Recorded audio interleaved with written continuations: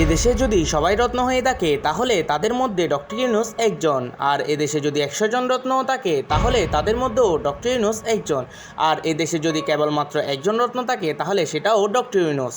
তিনি গত কয়েকশো বছরের ভেতরে বাংলার মাটিতে জন্ম নেওয়া একজন মহান মূল্যবান সম্পদ। তাকে শুধুমাত্র এই বাংলাদেশ না, গোটা বিশ্ব চিনে। বলা যেতে পারে তিনি একজন গ্লোবাল সেলিব্রিটি। তিনি এমনি এতটা জনপ্রিয় হয়ে ওঠেননি, বরং তার পরিশ্রম, মেধা এবং মানুষের জন্য কিছু করার এক মহৎ উদ্দেশ্য তাকে এতটা সম্মান এনে দিয়েছে। আমেরিকার প্রেসিডেন্সিয়াল অ্যাওয়ার্ড, মার্কিন কংগ্রেশনাল অ্যাওয়ার্ড, নোবেল, এই তিনটি পুরস্কারকে পৃথিবীর সবথেকে সম্মানজনক পুরস্কার হিসেবে গণ্য করা হয়। আর এখন পর্যন্ত ইতিহাসে এই তিনটা পুরস্কার একসাথে পেয়েছেন এমন হাতে গোনা মাত্র 12 জন মানুষই আছে, তার মধ্যে ডক্টর মোহাম্মদ ইউনূস একজন।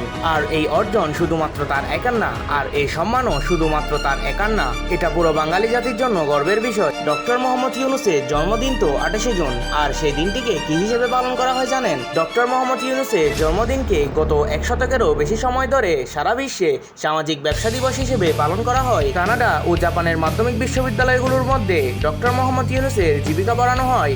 বিশ্বের প্রায় 30টিরও বেশি দেশ থেকে তিনি প্রায় 130টিরও বেশি সম্মাননা পুরস্কার পেয়েছেন। দারিদ্র্যসীমা দূর করার জন্য তিনি যে ক্ষুদ্র ঋণ প্রকল্পটি হাতে নিয়েছেন তা পৃথিবীর প্রায় 40টি দেশের একটি 30টিরও বেশি প্রতিষ্ঠান ধারণ করে চলছে। আপনি জেনে অবাক হবেন যে বিশ্বে প্রায় 80টিরও বেশি বিশ্ববিদ্যালয় college doctor Yunus social business centre প্রতিষ্ঠা করেছে। 1940 সালের 28 জুন চট্টগ্রামের প্রায় মুসলিম পরিবারে হাজী দুলামিয়া সওদাগর ও সুফিয়া খাতুন ইউনূস এর পরিবারে জন্মগ্রহণ করেন এক ফুটফুটে সন্তান যার নাম মোহাম্মদ ইউনূস। কলেজে পড়াকালীন সময়ে তিনি স্কাউটে যোগদান করেন। সেখানে তিনি তার সক্ষমতা ও যোগ্যতা প্রমাণ করার মাধ্যমে পশ্চিম পাকিস্তান, ভারত ও ইউরোপ আর আমেরিকার মতো দেশে যাওয়ার সুযোগ পান। তিনি ছিলেন গ্রামীণ ব্যাংকের প্রতিষ্ঠাতা, আর তিনি চট্টগ্রাম বিশ্ববিদ্যালয়ের অর্থনৈতিক বিষয়ের একজন শিক্ষক। দেশের যুবকদের কিভাবে সাফল্য এনে দেওয়া যায় তা নিয়ে তিনি ছিলেন বেশ চিন্তাশীল। তিনি যুবকদের এমন একটা সমাজ পরিকল্পনা করতে বলতেন যেখানের মধ্যে কোনো বেকারত্ব থাকবে না।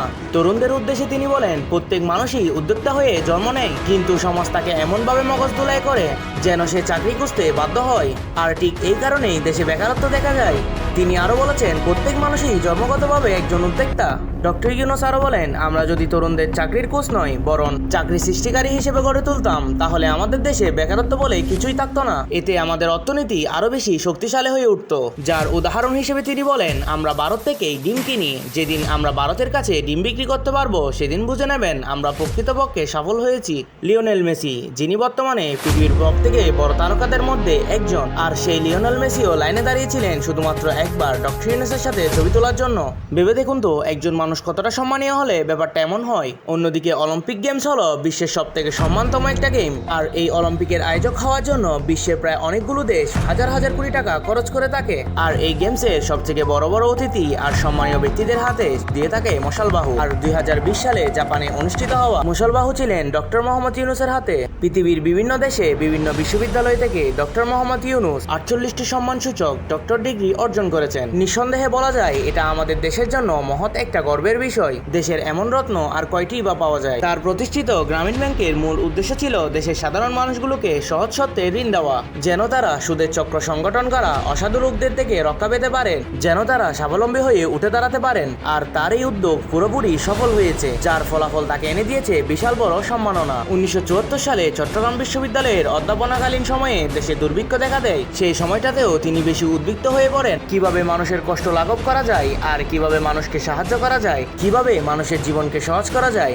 আর কিভাবে দুর্নীতিমুক্ত অসাধু চক্রমুক্ত সমাজ ব্যবস্থা চালু করা যায় তা নিয়ে তিনি বেশি চিন্তাশীল ছিলেন। তিনি মানুষের পাশে দাঁড়ানোর জন্য বেশ কিছু পদক্ষেপ গ্রহণ করেন, আর এইসব পদক্ষেপ গ্রহণ করার কারণে তিনি মানুষের কাছাকাছি আসতে শুরু করে দেন। মানুষের বেদনা কষ্টগুলো তিনি অনুভব করতে শুরু করেন, আর সে অনুযায়ী তিনি সেগুলোকে লাঘব করার জন্য বিভিন্ন পরিকল্পনা ও পদক্ষেপ নিতে শুরু করে দেন। মানুষকে কিভাবে একটি সুন্দর জীবন দেওয়া যায় এটা নিয়ে তিনি সবসময় চিন্তা ভাবনায় থাকতেন, আর সে অনুযায়ী তিনি কাজ করতেন। কিন্তু দেশের কিছু অসাধু মানুষ তার এই সম্মান এবং অর্জন মেনে নিতে পারেননি। তারা তাকে বিভিন্নভাবে হয়রানি করতে থাকে, আর তাকে বিভিন্নভাবে হেনস্থাও করা হয়। কিন্তু মোহাম্মদ ইউনূস ছিলেন পুরোপুরি নিরপেক্ষ মানুষ। তিনি অসাধু কোনো লক্ষ্য নিয়ে মানুষের পাশে দাঁড়াননি, যার ফলাফল স্বরূপ তিনি সকলের ভালোবাসা পেয়েছেন। দেশকে নতুন করে গড়ে তোলার জন্য দেশের ছাত্ররাই তাকে বেছে নিয়েছেন, কারণ ছাত্ররাই জানে একজন সঠিক মানুষই কেবল পারে সুন্দর একটি দেশ গড়ে তুলতে। আর দেশের এমন একজন রত্ন আছে বলেই তারা নিশ্চিন্তভাবে তাকে দেশের প্রধানমন্ত্রীর দায়িত্ব পালন করতে দিয়েছেন।